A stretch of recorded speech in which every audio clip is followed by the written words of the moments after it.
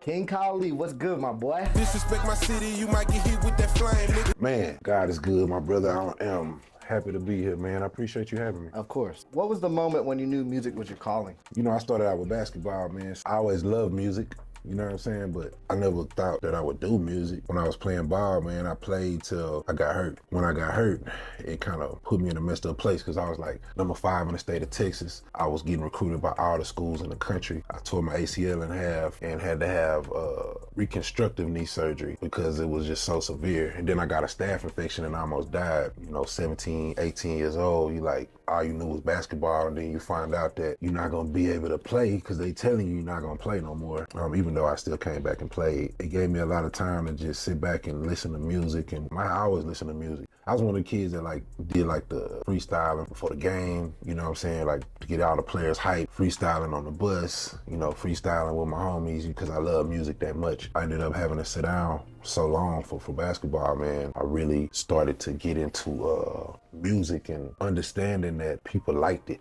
Like people was like, man, I like your stuff, you know what I'm saying? And so when I got to San Antonio, still a teenager, I was still hurt actually. I got a scholarship to play for Incarnate Word here in San Antonio, but I was still hurt. You know, I couldn't even play when I got my scholarship, but that's the test of how good I was. I was able to get a scholarship. Wasn't even playing yet because I was still hurt.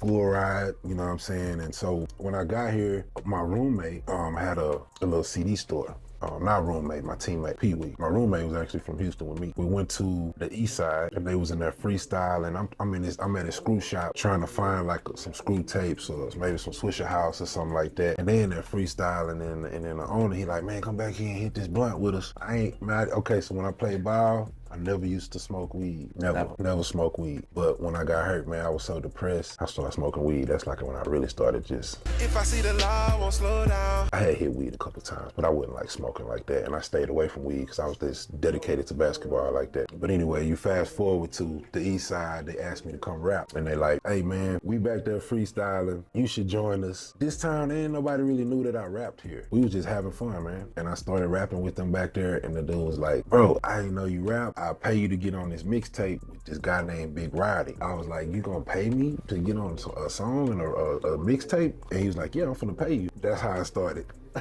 My love for music took over once I actually started doing music though. And so it no longer became about the money, you know what I'm saying? It was like, I really love doing it. I just wanted people to hear my stuff. I wasn't worried about like blowing up. I wasn't worried about being the biggest artist anywhere. I wasn't worried about none of that. I was just worried about people hearing my music and me getting to listen to the new song that I just recorded. And I'm grateful for everything that has happened, man. I've done things that people would dream to do in music and I'm appreciative of that. You know what I'm saying? I've been able to tour all around the country. I've been able to work and do songs with the biggest artists, perform with the biggest artists from Lil Wayne to Kevin Gates. And having a song with Kevin Gates, like that shit just, it's crazy to me, man. You know what I'm saying? Just to see how far I've come. Yeah, I was born in Houston, but I started my music career in San Antonio. I moved to San Antonio as a teenager. I've been living in San Antonio over 25 years. It's my home. You look at it and you say, man, okay, you weren't born here, but at the end of the day, you know, you got the Spurs, you got different teams. Players come get drafted to a different city and that city become their home. You got some players that play for the same team forever and that becomes their home and people treat them like they from there. You know what I'm saying? Because they repping their city. And I represent for my city. People don't understand like San Antonio, it's a military city. It's a melting pot of culture people don't get. And that's kind of why it's hard for San Antonio to really have an identity too. Because it's so much, it's so different. I love it here, bro. Say, the people here definitely embraced you for sure.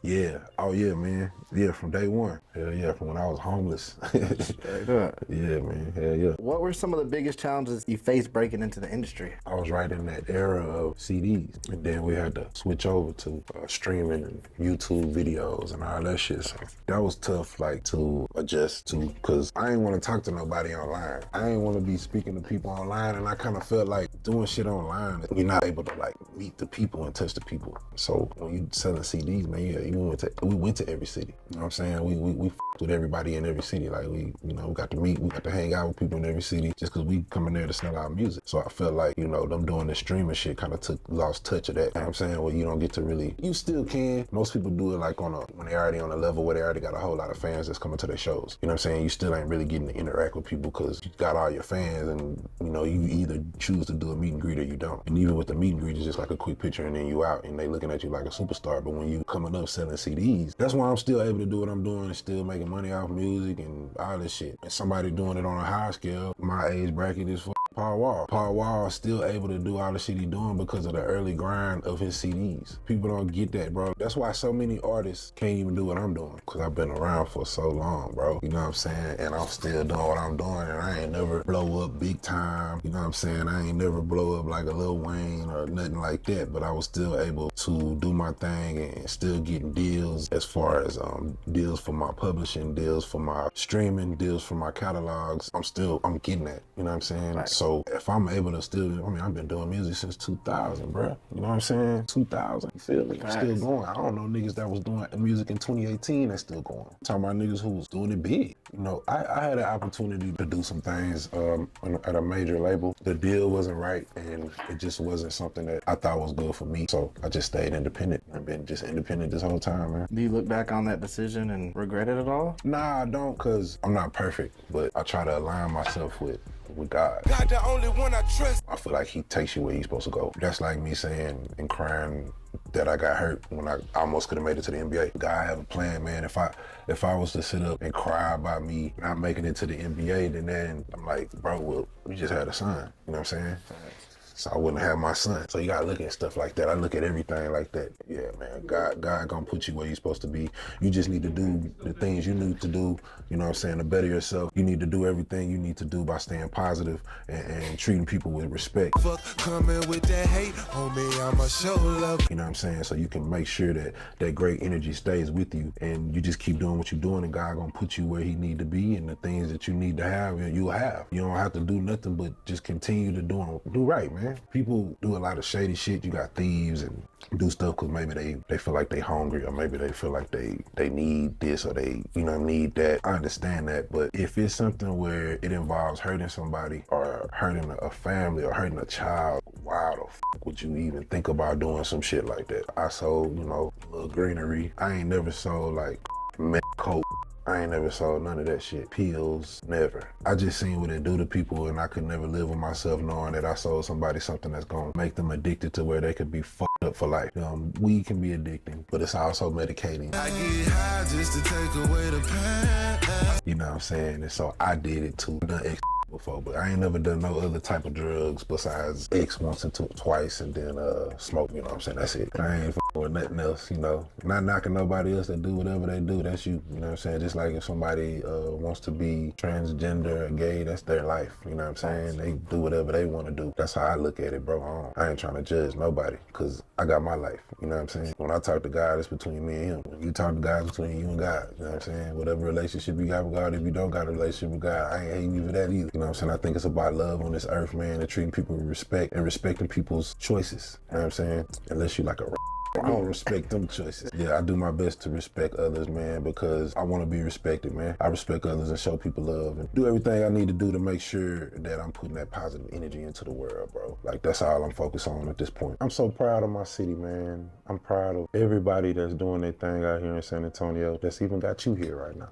You know what I'm saying? Seeing San Antonio grow and seeing San Antonio have so much talent, we right there. You know what I'm saying? Any moment, even though we've had artists from here that have signed to major labels, like Blake, Lil Booty Call, you know what I'm saying? Other artists that have signed major deals. We've had them, but, unfortunately, I believe it's the labels that held them back. I believe the labels, whatever the case may be, didn't do the right thing for those artists and any other artists that have signed a major deal from San Antonio. But we're right around the corner to where an artist is about to do something major. And, we've had artists do some major things, you know what I'm saying? Like myself, for instance, I've done some major things, without a major deal. It's been a blessing, man. It's been beautiful, dog. Like, it's been a beautiful ride. When you're an independent artist, bro, and you ain't never had a major record deal, but you come to the biggest stadium in your city where the San Antonio Spurs play and it's sold out because they're there to see Snoop Dogg and Ice Cube, and they bring you out, and the city see you, 17, 18,000 people, camera phones out and excited because one of their own is on stage with Snoop and Ice Cube and Too Short and E40, and to see the whole stadium just react. We know him. That's our boy right there. It's special. And then from that moment, Snoop Dogg and Ice Cube and Too Short and them see what an impact that you had, and then they take you on the rest of the tour with them. It's stuff like that. Those things are enough for me, bro. You know what I'm saying? Like I'm good for the rest of my life off of that one moment. In love with my life, I cherish every breath. And there has been that moment times 100. Honestly, I could continue to tell story after story how I've met this guy and hung out with this guy and been with Kevin Gates in the studio at 5 in the morning, and he records I guess it was a 32 or 40 bar verse for me, and it happens because I'm on tour with Kevin Gates in Texas, doing a Texas tour with him, you know what I'm saying, hanging out, being on tour with DMX before he passed away, and hanging out with him and picking up DMX from the airport, and his manager telling me, don't give him no drugs. Don't give him nothing, okay? We ain't giving DMX nothing. Don't give him shit. If he asks you for a pill, don't give him nothing. As soon as we get to Fort Sam military base, DMX, hey, yo, you got some pills, son. I'm like, damn, DMX, your manager said I can't get you nothing. Hey, yo, son, I'm not doing a show if you don't give me some pills, son. So, you know, hanging out with him, man. I don't know if y'all ever seen the movie Belly. We went to eat at this restaurant out 14 and 151. DMX wanted to leave early. He wanted to go back to the room, but everybody else wanted to stay. The main promoter gave me the keys to his car because I rode up there with them. He said, hey, man, can you take him to his hotel? And I was like, all right, cool. I'll take him back. And the reason he was going to take him back is I was already getting him some pills and some you know what I'm saying? So DMX is like, he was my buddy at this point. Another thing they said, no drugs for DMX and do not let him drive. That was the other thing. So I was like, oh, okay. You know, if you don't know DMX, you know, he's crazy stunt man, motorcycles and fast cars and Fast and the Furious before the Fast and the Furious. You know what I'm saying? DMX is crazy. We get to the car and he's like, hey, yo, son, let me get the keys, son. Let me drive. And I was like, nah, bro. They said you cannot drive, bro. They said you can't drive because some DUI shit that you had and something with you, I don't know, but you can't drive, bro. So again, he comes with this bullshit. Son, I'm telling you, I'm not gonna do a show if you don't let me drive, son. I'm like, damn, bro. He says, look, son, I know you're a artist. If you let me drive, we're gonna listen to your music while I drive, and I'm gonna check your shit out. So you already know, nigga, like, hell yeah, nigga. You got it here, keys, nigga. So and he was a man of his word. I gave him the keys, and he put my shit in. It was a CD. He put my CD in. We jamming it. He's starting to like drive a little fast. I had to cut my shit. Hey man, the cops be over here a lot. We can't be over here speeding like this, bro. He gonna look at me and say, I'm out here smoking weed, drinking. You nigga go about the motherfucking cops? That's me, untouchable, nigga. I said, oh shit, this nigga just said a scene from Belly. He literally told me that shit, bro. And I'm like, this nigga really just said it like I'm Nas. When he said it, I wasn't even tripping. I was just like, hell yeah, nigga, nigga, drive fast as you want, nigga, shit. Come on, I grew up on DMX, dog. After that, we went to his hotel room, freestyling and shit, because he liked my shit when he heard it. Yeah. And so we went upstairs, we freestyling, hey, just chilling. He was cool. We was like that for the rest of the tour. So you built a solid legacy. What do you want people to remember most about King Kali? I really worked my ass off for music. I would want somebody to know, like, he was a real musician. He studied music. He listened to other artists, and he made sure that he respected artists' music, even if he thought they was whack. He still listened to their song and tried to find something in that song to what attracted other people to like it. You know what I'm saying? He was somebody who always made sure to show artists respect and help artists in any way that he could, because he understood that music is a community. Music is not a me. Music is really an organization like the NBA, and people got to start understanding it's not about competition. It's about getting together and linking together, and the stronger you are together, the better you will do and the more money you will make and the better things you will accomplish in music. That's one of the reason San Antonio ain't never really done too much, because they don't understand that part. They don't understand the part about not worrying about what the next person is doing. They worried about, I want to do that. I wish I could do that. I can't do that, so f him. That guy, because I can't do what he did. And I don't want anybody else to like him either. I'm going to make up bullshit rumors about him and be a bitch treat him like shit because I wanted to do what he's doing. Wanna ride right, then you better pay attention. If niggas get off that stupid ass attitude and just look at each artist like, nigga, you hard, or nigga, you ain't hard, but you cool. I ain't hating you, but you cool. You ain't gotta tell him you ain't hard. But there's people that I'm cool with, bro, that I probably ain't never done music with, but we cool. If they wanna work, they might have to pay for the verse or the hook. That's just how it is when it comes to the business. But there's something like Vision. Vision was an artist who hit me up, you know, wanted to do some stuff. You don't want it with the tone, pussy nigga, be quiet. Once I heard him and saw him, money was not nothing. I was not going to charge him because I saw potential in him and I saw he was a great artist and I respected that. And so that's how I hooked up with Vision. Lambo, same shit. Anybody that you see me rocking with closely, I saw something in that person. And there are other people I seen stuff in, I may not be rocking up with them closely, and that may be just because it just didn't happen. You know, I kind of let the way of the world move things. Do you realize you're a Texas legend? Like in your eyes, do you feel it? Yeah, I do, cause the longevity, you know what I'm saying? Like I still got people paying for shows and you know what I'm saying? I'm able to still raise my prices on shit. You know what I'm saying? It ain't to be greedy. It's just like that's what it'll take to get me there. To the point now where I'm turning down shows, you know what I'm saying? Or say I can't do it. You know what I'm saying? It's just, you know, shit, man, I'm where I'm at. You feel me? To know in this life I was able to do things to bring millions and millions of people together multiple times. Know that I can go anywhere and put on a song and people will know the words and sing it and all that. Of course, I would say I'm a legend, but I always look at myself like, man, you got more work to do. I ain't really into the patting myself on the back type shit. You know what I'm saying? I'm just appreciative of the moment and I'm looking for more. What's one of the biggest lessons you've learned in your career? Don't be too nice to people. Get to know people, you know what I'm saying, before you totally put them into your circle. Get to fully know them. Work hard, man. If you could give advice to an up-and-coming artist in San Antonio, what would it be? Don't worry about a side of town. Worry about the whole city. That's what I did. That was my secret. So if you could bring one artist back from the dead for a feature, who would it be? I'd have to say Pac, man. You know what you got now, like, you know, your Drakes and your Kendricks and those guys like that. Pac was able to do all of that with no Instagram. Feeling like Pac, nobody seeing me. With no Facebook, with no YouTube, with no TikTok, he was able to accomplish that. But because of, you know, who he was, I know Pac was a little wishy-washy with certain things, you know what I'm saying? You know, trying to gangbang and all that stupid shit, which I don't think that was fully about him gangbanging. I feel like when Pac did that whole thing in Vegas, it wasn't fully about gangbanging. It was about the guys that he was with. He had a lot of love for, and he loved, and you know, they did shit for him, so he was down for them. Facts. You know what I'm saying? I So because somebody disrespected them, he felt he needed. That's how he was, though. If you look at everything that he did, whenever a group of people he was around, all the way to the Outlaws, man. Look, you know, he put his little group together and shit. When he rolled with people, he rolled with you. You know what I'm saying? And I think that was what it was more about. He just happened to have on, you know, the red and all that shit and hanging with the Bloods and all that. But I think it was more about just him. Like, they're my homies. He ended up getting killed over that. But his passion, his heart, that was real.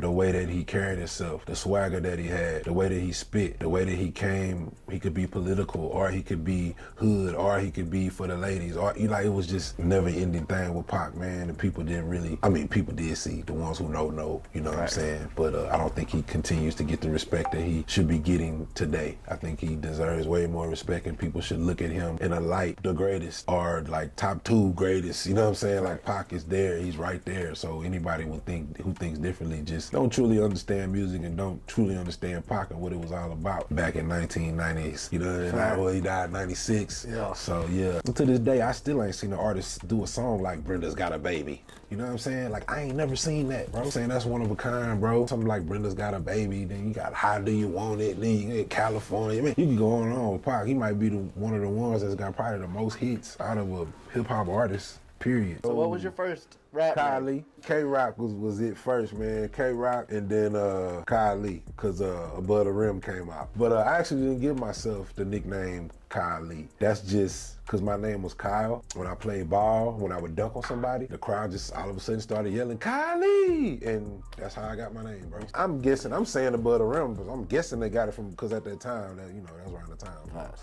Stuck with Kylie. Kylie, it was a Kylie the Mastermind. That's what it was at first. And then it